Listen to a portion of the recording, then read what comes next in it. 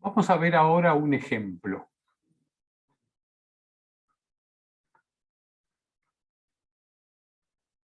Un ejemplo clásico, que se llama el ejemplo de la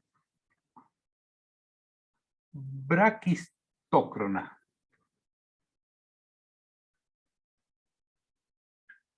Me equivoqué.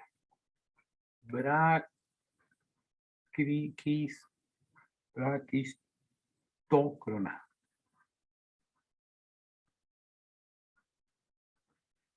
Que bueno, me gusta para esta palabra porque es complicada nada más, pero en realidad quiere decir la curva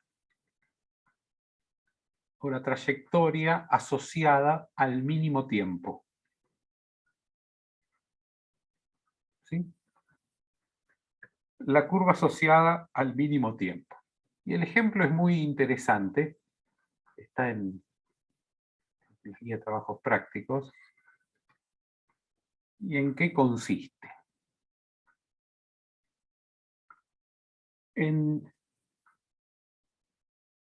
De nuevo, tenemos una posición, un punto A y un punto B, que están a distintas alturas en un campo gravitatorio. Voy a poner, luego para simplificar los cálculos, esto voy a decir que es el eje X y el eje... Discúlpenme. La forma de trabajar esto es con el eje Y horizontal y el eje X, el vertical, el origen en el punto A y el X positivo para abajo.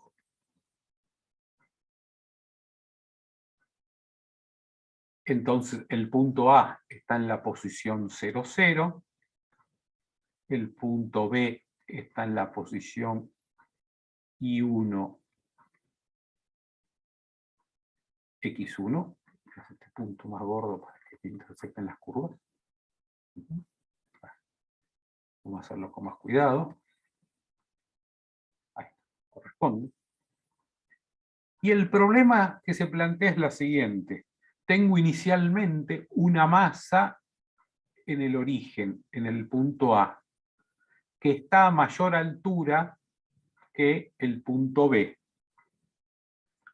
Y lo que hago es una corredera o una canaleta,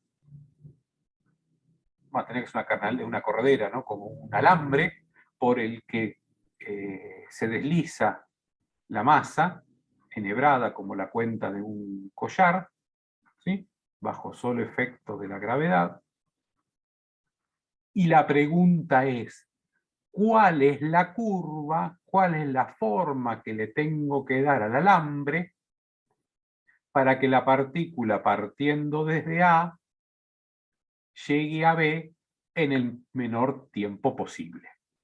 Entonces esta se llama la curva de la braquistócrona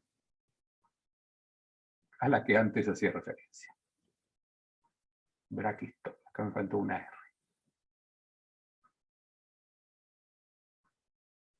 Intuitivamente, capaz que la primera respuesta es decir, bueno, una línea recta, que es el menor camino a recorrer. Bueno, les adelanto que esa no es la respuesta del problema.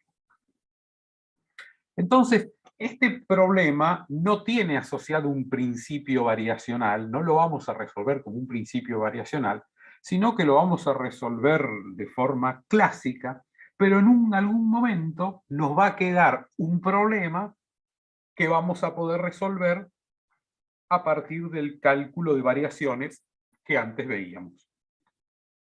Digamos, es un problema más sencillo, pero que sirve como demostración de cómo el cálculo de variaciones resulta muy eficiente para resolver este tipo de problemas. Entonces, ¿cómo planteamos este problema? Nosotros tenemos que minimizar el tiempo. de la integral del diferencial de tiempo para ir desde A hasta B. ¿Sí? Medio trivial esto que digo, pero bueno, es verdad. ¿Cómo puedo escribir el diferencial de tiempo? Como el diferencial de S, es decir, el diferencial de trayectoria medido sobre la curva, ¿no? Sobre la velocidad. ¿Verdad? Recordando que velocidad es la derivada de S respecto del tiempo, ¿no? Despeje diferencial de tiempo de esta ecuación. Ninguna ciencia. Muy bien, aquí yo tengo el diferencial de S que elegí representarlo en coordenadas cartesianas. Entonces tenemos que recordar que diferencial de S cuadrado es igual a diferencial de X cuadrado más diferencial de Y cuadrado. ¿Sí? Yo puedo entonces escribir diferencial S como la raíz cuadrada de diferencial X cuadrado más diferencial de Y al cuadrado. Y también puedo escribir como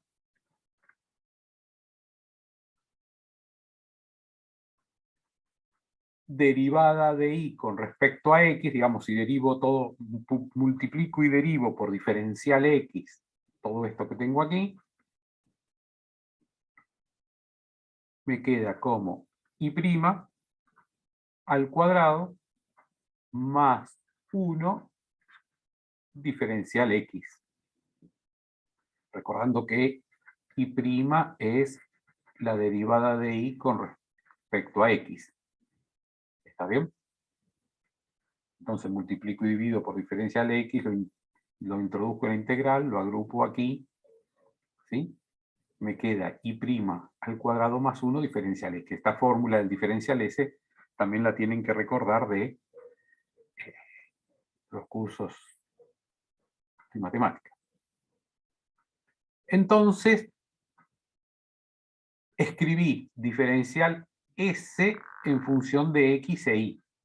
¿Sí? En este caso me quedó de la derivada de Y con respecto a X. Ahora tengo que ver qué hago con la B. ¿Sí? Resulta que este es un problema conservativo.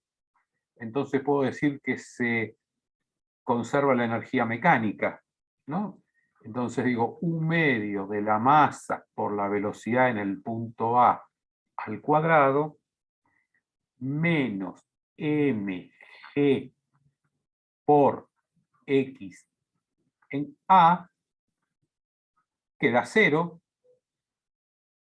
¿Por qué? Y porque la partícula parte del reposo, digamos B0 o B sub A es igual a 0, parte del reposo, y pongo el 0 de energía potencial, ¿sí?, en el origen de la partícula. En el origen de la trayectoria, en la posición inicial, en A, eso quise decir. Bueno, y esto va a ser igual que la energía mecánica se conserva, así que tiene que tener el mismo valor en cualquier posición a lo largo de la trayectoria. ¿Sí? Que yo todavía no sé cuál es la trayectoria, pero yo digo que 1/2 de la masa por la velocidad en un punto genérico a lo largo de la trayectoria menos mgx también tiene que valer igual a 0, ¿sí? Porque se conserva la energía mecánica. Y de acá puedo despejar que la velocidad va a ser 2gx. Un poco nada nuevo, ¿no? Famosa formulita 2 por gh de la velocidad máxima de una caída libre, ¿no? La velocidad en función de la altura. Entonces ahora tomo esta b y la reemplazo en la integral que tengo arriba y me queda t es igual a la integral desde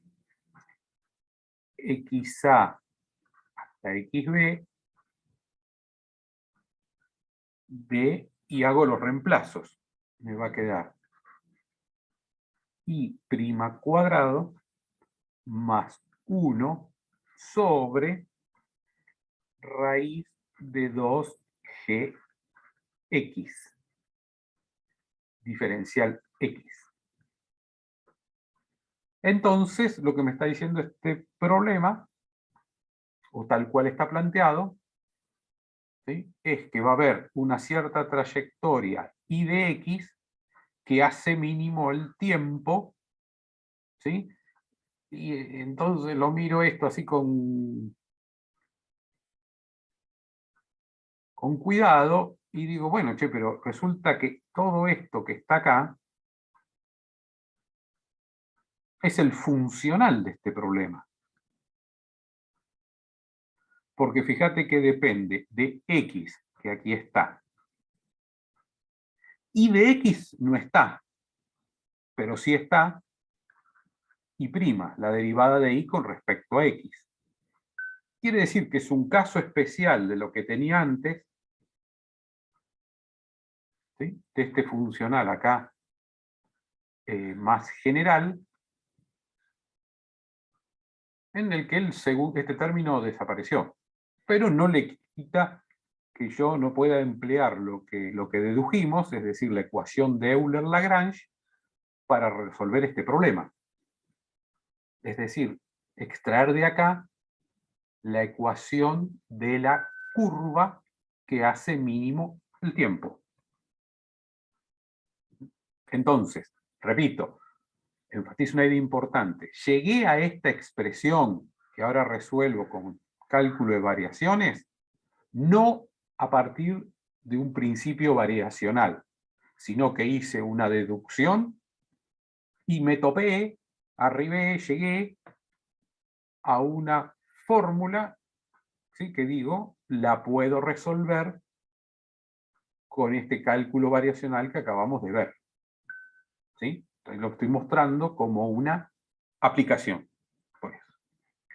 Entonces, pues lo voy a hacer acá para tener todo a la vista. ¿Qué es lo que tenemos que calcular? Este primer sumando, o este primer término, la derivada de f con respecto a y.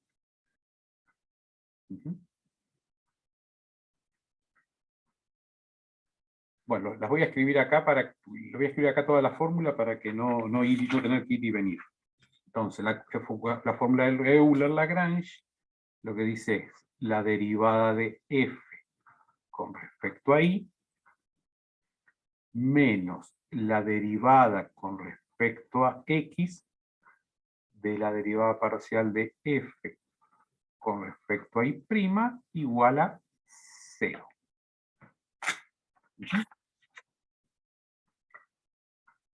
Entonces, arranco. La derivada de f con respecto a y.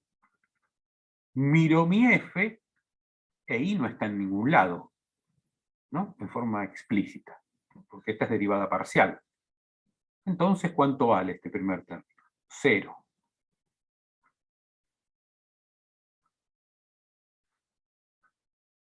Miro el segundo término y tengo que empezar. Bueno, primero tengo que hacer la derivada de f con respecto a y'. ¿Sí? Y' está aquí. Hago entonces la derivada con respecto a y'. La derivada de f con respecto a y'.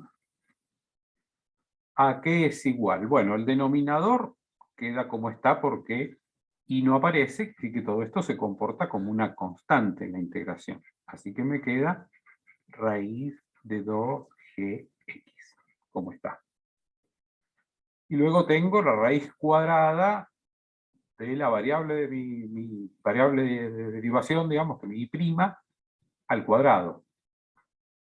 ¿Sí? Entonces, ¿qué tengo que poner? Un medio por el exponente asociado a la raíz cuadrada, ¿sí?, por y' cuadrado más 1 a un exponente menos, quiere decir que me va a quedar a la menos un medio, quiere decir que me va a quedar en el denominador, ahora la raíz cuadrada, Y luego tengo que derivar el integrando, que me va con respecto a y', que me va a quedar igual a 2y'. Bueno, este 2 se va con este 1/2. Y esta es, entonces, el resultado de hacer esta derivada. Pero fíjense que esta derivada luego la tengo que derivar con respecto a x. Y esto es igual a 0, porque esto ya me dio igual a 0. Entonces, lo que me está diciendo esta cuenta es que este resultado es igual a una constante.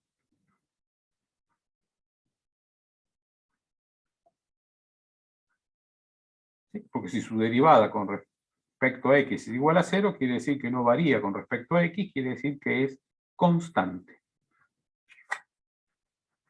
Esto quiere decir que me quedó ahí una ecuación diferencial que, una vez resuelta, me va a dar la forma que tiene que tener el alambre, ¿sí? O que le tengo que dar el alambre para que el tiempo de viaje de la partícula entre A y B sea mínimo. ¿Sí? Y esa ecuación diferencial es esta que está aquí.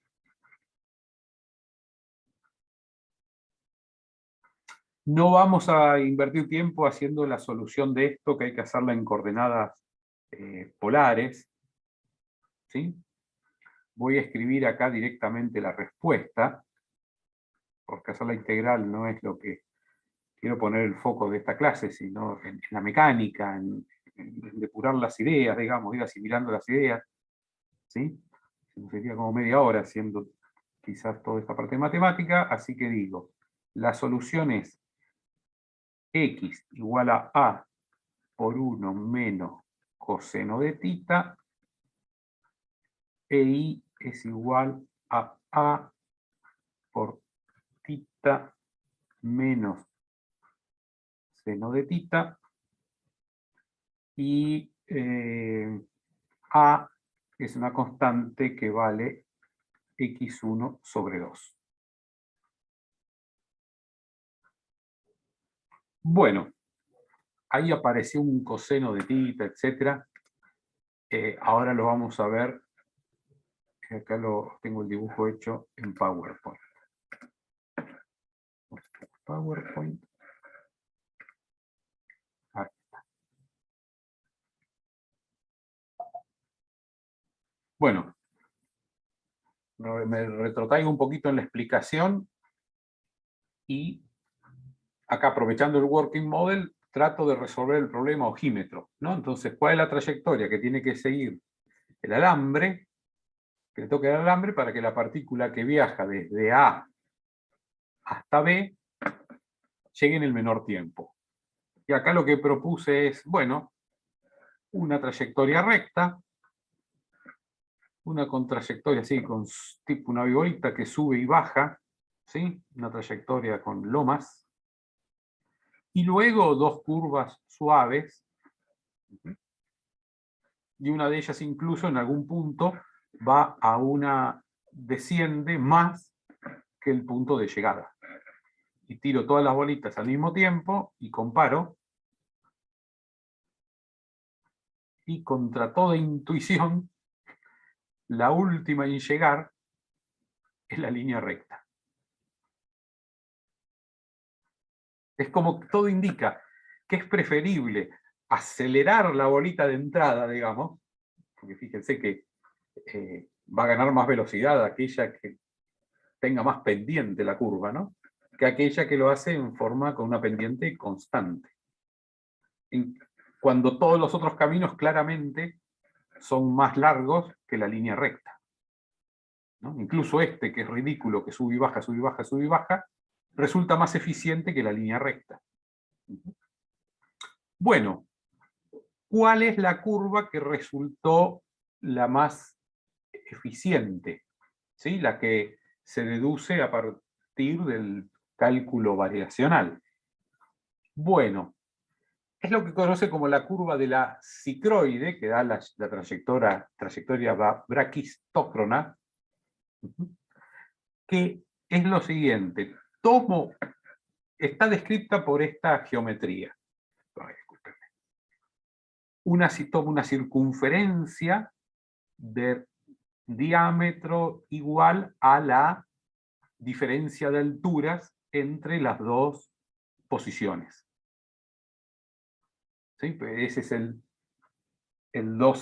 A que aparecía en las ecuaciones anteriores. Y luego, esta rueda, digamos, la hago rodar sobre este plano que indiqué en celeste y sigo la trayectoria de un punto sobre su periferia. Mientras la rueda o el cilindro avanza, ¿sí? En este caso hacia la derecha, porque está en rodadura. Bueno, la trayectoria que describe este punto es la cicloide y resulta ser la que determina la trayectoria óptima para que la partícula vaya de A hasta B en el tiempo menor. Entonces, esta curva que describe aquí, a ver si lo puedo dibujar, ¿sí? Describen todos estos puntos, es la de menor tiempo. Y acá tengo unos videos que, bueno, saqué de YouTube, así que no tomo ningún crédito por ellos. Pues ahí lo tenemos. A ver.